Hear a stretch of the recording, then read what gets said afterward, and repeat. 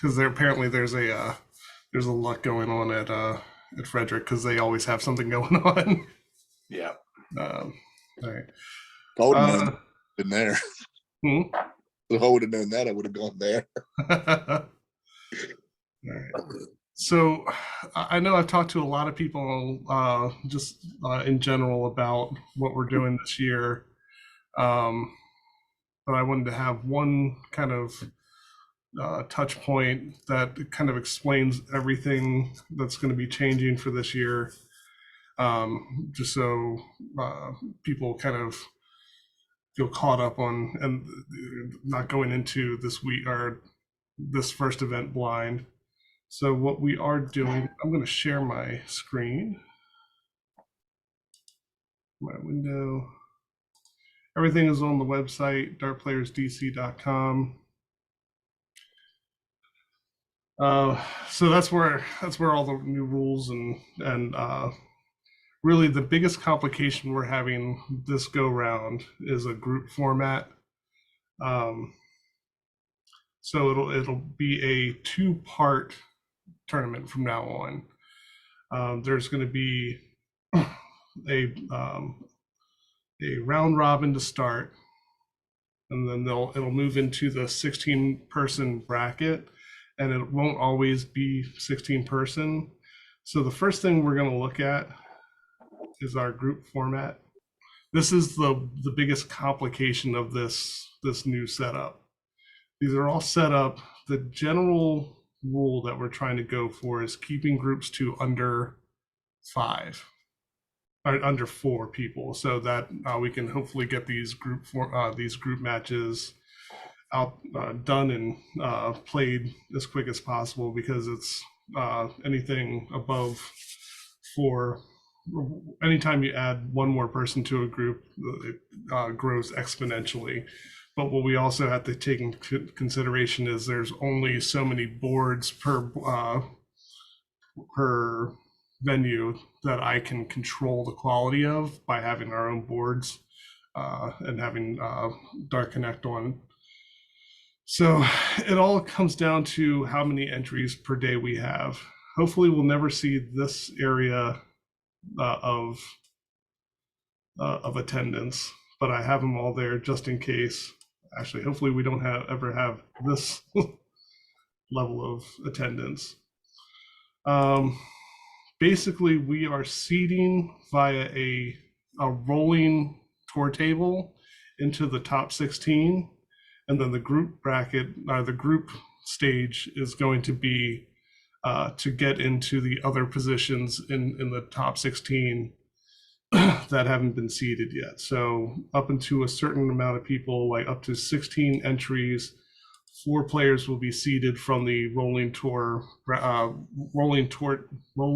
table, and then sorry, someone else wants to be in. Oh, more people. And then I wish I could just turn off. How do I turn off the waiting room? Okay, there we go. And then up until when we get 17 or more entries, we'll have 8 seated from the tour table or from the rolling table. If you the rolling table is meant to reward people who have been constantly playing. It'll be every the last 10 events we'll seed that tour table or that rolling table, and those will be the ones that are seeded. If you are seated and you don't want to be seated, you for whatever reason want to play in the group, you can opt to decline a seating position. You'll go into the groups and you'll just go as you as any other player would. Each entry scenario has my bracket seating order at the end, so you can kind of follow along from left to right. So say like our nightmare scenario is really 25 players. This was the hardest one to really fill out, but that'll be 3 groups of 3 with 2 groups of 4. I'm entering, you'll see some of these I have either less or more than 16 players in there, just to make sure that it's fair for every group, the amount of groups that we have to be able to fill it through. Sometimes, like with this 18 number, 2 of them will actually be in a top 32 or a top 32 match to play their way in, and that'll be in the same rules as the group, so it's best of 5. And then you'll follow along. You'll have 8 seeded players. Then the 5 group winners, they will be randomized in their group. The 5 group runner-ups will be randomized in their group, and then we'll seed the bracket in order of the seeds, the group winners, then the group runner-up. So group runner-up will be farther down the list, and the seeds will be the top of the list. Does that make sense to everybody? Is there any questions so far? All right. If you can follow along with that, you can kind of figure out what we're doing with this group. The basics are we just want to get more games for more people, get our attendance up, and hopefully just make it a more enjoyable event for everybody. Let's see. Rules. Another big change this go round is that the event participation is now $40 if you pre-register, and it's $50 in person. So we're lowering the cost when you pre-register. When you do register in person, the extra $10 goes to that events pot. So it's not going to the end of the finals pot. We will also this season be playing around with doing 50/50s for each event. That the 50% will also go to that events pot, trying to pump up the payout per event. We are also getting buy-ins from the bars who are doing per person buy-ins, and that will go to the finals pot. So hopefully we'll also be pumping up the finals pot a little bit more. We are doing 40 players instead of 32 player cap. We haven't hit the cap yet, but that's just due to the nature of the seeding. That's what we can bump it up to that now. Our check-in and start is tentatively set 12 o'clock check-in, 1 o'clock start. We'll see how that progresses with this group stage. If they go too much later, we will have to adjust backwards to maybe start check-in at 11, start at 12. We'll have to, this is a new animal, so we'll have to figure that out on the fly. The group stage will be mark your own, but volunteers are welcome to be a chalker for everybody, and that'd be great if we can get people chalking and get these group stages done in a timely fashion. But there is no loser marks rule in the group stage. We just want to kind of knock them out as fast as possible.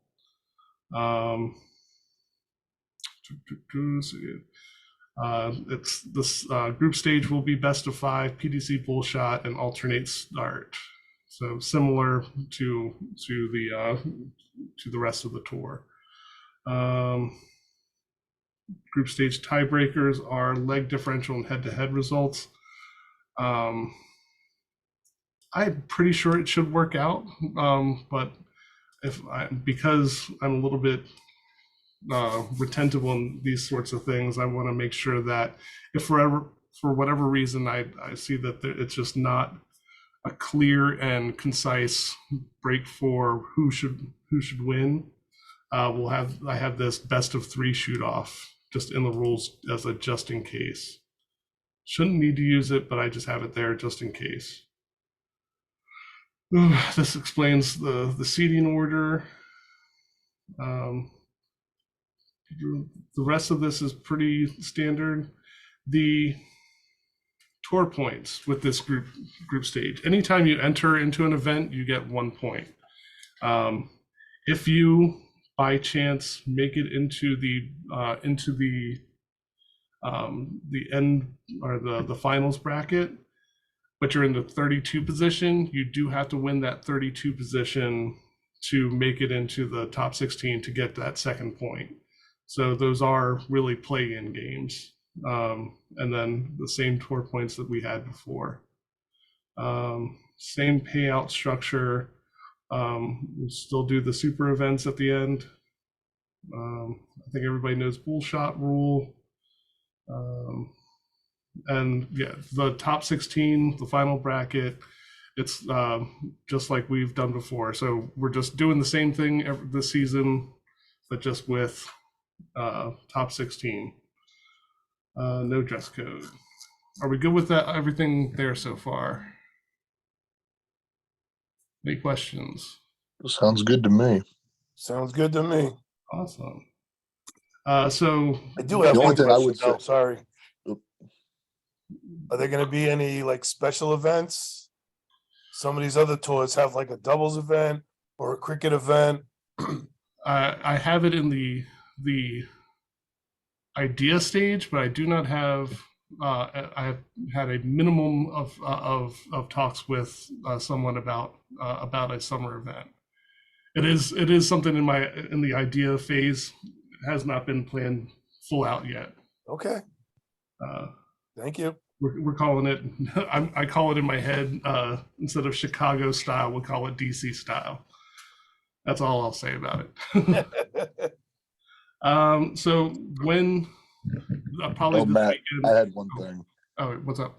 The only thing I would say is, I know you mentioned starting earlier. I think you're probably best to start at 12, not 1, at least especially for the first time, because I have a feeling this is going to go a little bit longer than usual. Yeah, it'll definitely go longer, and that's we kind of do want that for. No, that's fine. I just, if you're worried about the start time, earlier is not a problem, I don't think. Yeah, Like starting an hour it is a earlier. little bit of a problem on weekends for bars. It's for some of the bars, it's been a little bit harder to get them to open up earlier for me to set up. Gotcha. So I Okay. don't want to. I don't want to put it on them unless we have to. That makes sense. So So a lot of the bars don't open till noon. yeah, but they've been very kind in being able to get me in there and so I can get it set up because there is a lot of setup for these events.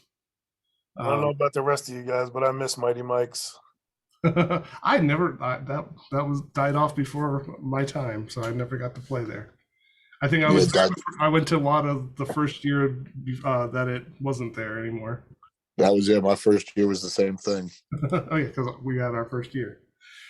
So with the tour table, this will be finished hopefully this weekend. I haven't been able to get to it, so this will be. There will be 2 tour tables. Tour table will be for that year. So the 2023 will be for the year event, and then there will be a rolling table that will have the last 10 events. So I'll be updating this with the finals numbers, and so there'll be 2 different pages. It'll just be tour table, and there'll be a drop down for rolling table. The payouts have changed since we did. We're doing the $40 base for the entry fees. So if you want to look through that at some point, you can. And that's basically it. There's not a whole lot of change. It seems like a lot, and I wanted to get people all on board so that we don't go into this next event with a whole lot of trepidation. Biggest thing that I really want to make sure we do is just get more people in there just to try it out a few times. I think having a full season under our belt shows that it is a successful venture. you don't have to have any worries about jumping in.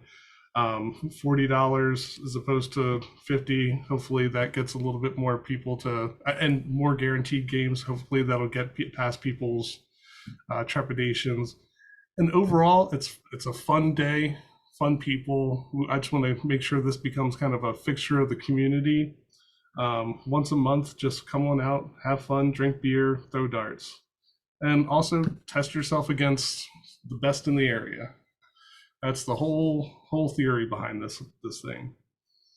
Now, after that, I'll open it. So let me do one more thing. The schedule. We are not limiting, but we are sticking with a 3-bar rotation at the moment. Revolutions will be where the finals are on December 2nd. And I'm just kind of rotating through all 3 of them. At Triple Nines, they are all on Sundays because Triple Nines, that place has a swap meet on the weekends that is, or I don't know what you call it, a flea market that is usually pretty packed. So I'll put out reminders about this, when we're coming up on them, that you do want to try and get there early.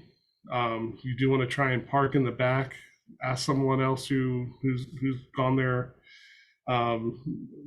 But we've always successfully been able to hold events there early. I know this from, we've been doing the Maryland State Dart League Championship there on Saturdays, every year, minus a few. Actually, did we lose 1 year, Van? We lost a year for COVID. We did lose 1 year, because I remember we did it right before the shutdowns. We played right before the shutdown, and then it was the following year we didn't start it again, and then we had to come back from that. Okay, so it is possible to get in there and get parking and get settled in before we start, but just keep in mind that you will need to get there early and deal with parking issues. There is a church next door as well that sometimes you can find parking over there and walk over. It's you just go right over. It's like right around the corner, so it's not like a walk.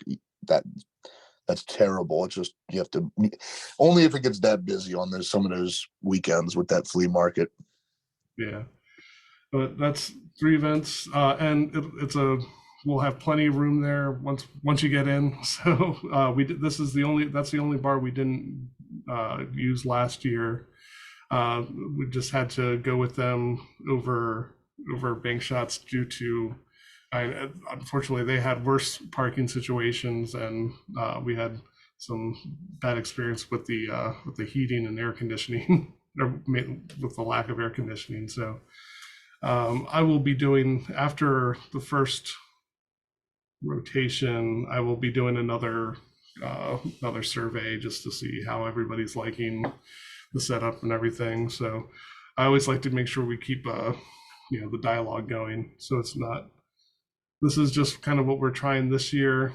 Like I said, we should treat them all really well. They're going to be contributing to the finals pots, and they're supporting the sport. So let's support them. And any questions? I think that's it. It's not a whole lot of change. So is that first event, the table's going to roll from last year then? Is that right? Correct. Yeah. Okay. So we're rewarding everybody who jumped in last year. And honestly, the entire year will be most likely rewarding everybody who jumped in the first year, just because it's 10 events. So the first one will be all people who played last year. We're rewarding you. Got it. The first pre-registration will open on Tuesday afternoon after 5 o'clock. I'll have the links on the website and on the Facebook page and everywhere you found the Zoom link for today's event. And I think that's it. Cool. Short and sweet. Don't want to waste anybody's time. We can kill that. So unless we have any more questions, end this. And if you do have any other questions or think of anything later on, hit me up on Facebook Messenger, and I'll answer everything as much as I can. I'm always stuck to my computer, so I'm easy to find. Wait, I saw a chat. Oh, hold on. This was I fun. would say Matthew and I have heard from quite a few people who did not participate in this that are very, hold on, that are very interested in this one because of how well it was talked about. Awesome. I'm so happy about how everybody has rallied around this. It's it was way more successful than I dreamed it would have been last year, and I just want to improve it and make it super cool this year. I just want to get a lot of games, get a lot of competition, a lot of shit talking. Let's roll. All right. So that's it. Hit me up on Messenger if you have any other questions. Have a good night. Thanks, Matt. Or hit me up on Webcam Darts. So I'll be playing a couple games tonight.